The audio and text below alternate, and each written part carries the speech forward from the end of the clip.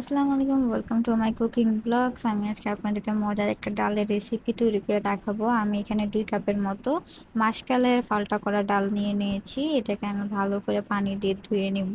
কিন্তু ভালো করে ধুতে হবে, এটাতে কিন্তু অনেক ময়লা, যতক্ষণ না পর্যন্ত এটা থেকে সব ময়লাগুলো চলে যায় ততক্ষণ পর্যন্ত এটাকে ভালো করে পানি দিয়ে, মানে বেশি করে পানি দিয়ে ধুতে হবে। এটাকে পরিষ্কার করে ধুতে হবে। এটা যে ডালের যে উপরের অংশটুকু আছে ওগুলো সব পড়ে যাবে। যখন দেখবেন যে এভাবে সাদা পানি, পরিষ্কার পানি বের হয়েছে আর কোনো ময়লা পানি বের হচ্ছে না, তখন আপনার ডাল ধোয়াটা বন্ধ করে দিবেন।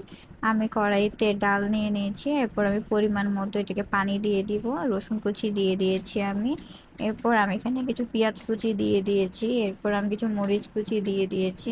এরপর আমি এখানে পরিমাণ মতো লবণ দিয়ে নিব, আপনাদের স্বাদ মতো দিবেন। এবার হলুদের গুঁড়া দিয়ে দিব পরিমাণ মতো।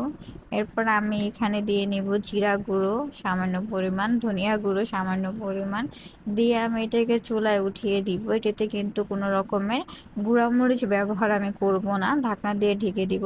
3 মিনিট পর আমি ঢাকনা উঠিয়ে দেখব যে আমার ডালটা সিদ্ধ হয়ে গিয়েছে কিনা। তো এই পর্যায়ে দেখবো আমার ডালটা সিদ্ধ হয় না, আমি আরও 3 মিনিট এটাকে ভালো করে সিদ্ধ করে নেব। এ পর্যায়ে আমি একটা ডাল ঘুটনি দিয়ে ভালো করে ডালটাকে ঘুটে নিব। ডালটা ভালো করে ঘটা হয়ে গিয়েছে আমার। এই পর্যায়ে আমি পরিমাণ মতো তেল দিয়ে দিব। তেলটা অপশনাল, আপনি দিতেও পারেন নাও দিতে পারেন।